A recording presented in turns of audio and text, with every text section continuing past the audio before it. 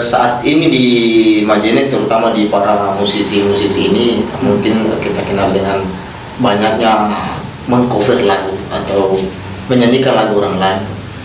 Apakah bagaimana sih menurut musisi senior seperti Kakanda Bimo ini tentang mereka-mereka yang suka mengcover lagu? Apakah itu kemunduran kreativitas pemuda atau bagaimana? Ya.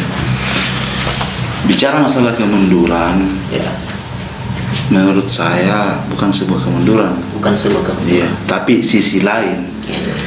Artinya ibarat kata dalam sebuah rumah, ini badan rumah ada teras atau gazebo-nya. Itulah tempatnya para pengcover ini. Jadi bicara masalah kemunduran bukan kemunduran, Ya. tapi dari segi kreativitas saya tetap apresiasi, karena biar bagaimanapun teman-teman musisi cover juga itu ada, kita tetap apresiasi. Cuman ya kadang memang ketika ingin dibenturkan dengan kami ini yang betul-betul istilahnya Original. Iya, musisi yang mempunyai karya original, kadang memang berseberangan. Karena kenapa? Ini kacamata saya pribadi ya. Iya. Kalau orang mengcover lagu saya mungkin dibawakannya dengan baik, bahkan lebih baik daripada saya, mungkin itu sah-sah saja. Nah, iya. Tapi kalau dibawakan dengan cara yang sangat barbar, katakanlah seperti itu, artinya kita tidak tahu ini part berapa, ini songnya apa, ini feelnya bagaimana kan.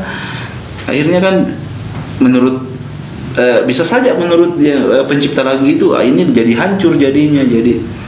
Tapi tetap diapresiasi teman-teman dari musisi cover, karena biar bagaimanapun mengcover itu adalah sebuah karya, tapi tidak original. Iya. Ya, tapi tidak original. Itu Berarti bisa dikatakan mereka ini hanya mengandalkan suara sama aransemen musiknya. Tapi bisa jadi, bisa kita katakan mengandalkan suara pun juga tidak secara keseluruhan, karena banyak juga yang mengcover suaranya hancur. Kan begitu. Secara musikalitas juga banyak yang mengcover itu mengaransemen lagu yang tadinya lagu aslinya itu enak, aransemennya jadi hancur. pesannya sampai dari lagu itu sehingga tidak sampai. Bisa jadi seperti itu, karena apa ya? Salah satu antusias pendengar musik sebelum masuk di di syairnya, tentunya dari alunan musiknya dulu, harmonisasinya dulu. Biasa kan begitu. Jadi kalau kita dengar mau dengar lagu, apalagi lagu yang baru kita dengar, pasti yang dalam cara mendengar kita musiknya dulu.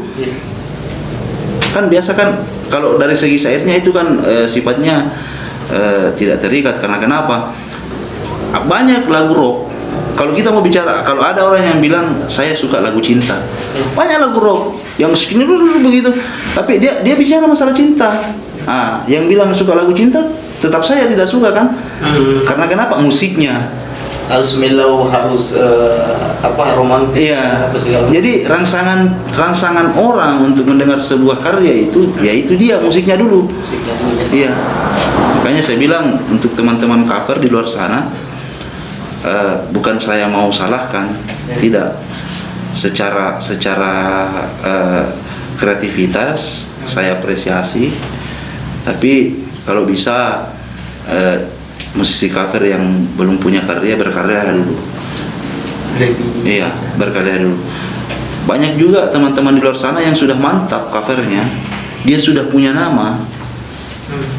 Sayangnya dia tidak punya karya. Iya, itu yang jadi kekurangan. Iya, jadi saya bilang, coba bayangkan, kau sudah viralkan lagunya orang. Coba bayangkan kalau lagumu yang viral seperti itu. Jadi bukan saya bilang stop mengcover, bukan. Bukan ya. Tapi saya bilang yang teman-teman yang belum punya karya, musisi cover yang belum punya karya, berkarya dulu. Prioritaskan itu. Nanti persoalan cover itu kan gampang-gampang saja di belakang, karena kapan saya bisa. Ini juga menjadi masalah diskusi di ruang-ruang musik, bahwa biasanya kalau kita mengcover lagunya orang itu ya sampai ciptanya itu justru dulu yang cover ini melejit namanya. Apakah benar seperti itu atau bagaimana di kacamata musisi ya? Ya, memang itu sebuah fenomena. Artinya ada yang seperti itu juga. Ada yang justru yang mengcover yang melejit namanya, yang punya karya menurun. Tapi ada juga yang sama melejitnya, artinya beriringan. Balance ya. Iya, balance. Jadi dia beriringan karena kenapa? Lagu sudah bagus di cover sama orang bagus. Jadi dia beriringan. Ada juga yang lagu sudah bagus, mengcover tidak bagus. Akhirnya sama-sama redupnya. Karena kenapa? Ya itu dia.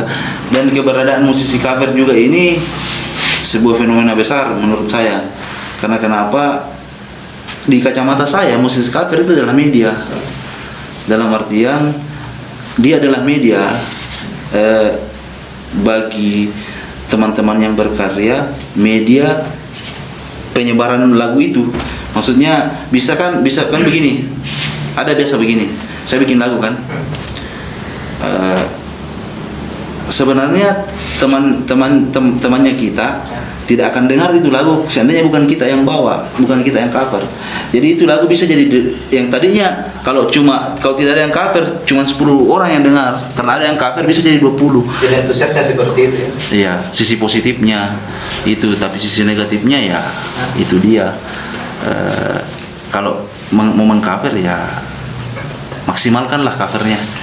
Jangan diminimalis. Kalau memang tidak cocok diminimalis, intinya maksimalkan karena itu karya orang. Iya. Jadi mungkin ini pesan terakhir Kakang Dagu. Mungkin ada pesan-pesan terhadap musisi-musisi di luar sana. Ya. Pesan saya buat teman-teman musisi di luar sana, jangan berhenti berkarya.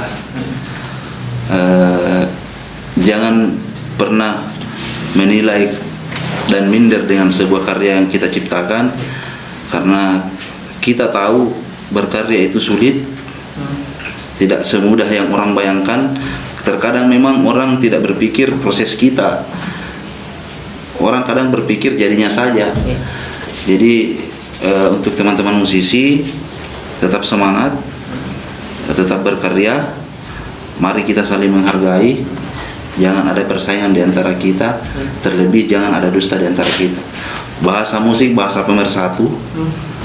Karena musik kita bersatu. Jadi terima kasih banyak nih Kakang Dagu atas waktunya mengisi Room Gold. Mudah-mudahan di lain kesempatan kita bisa Siap. Sabe. Salam corona. Salam corona.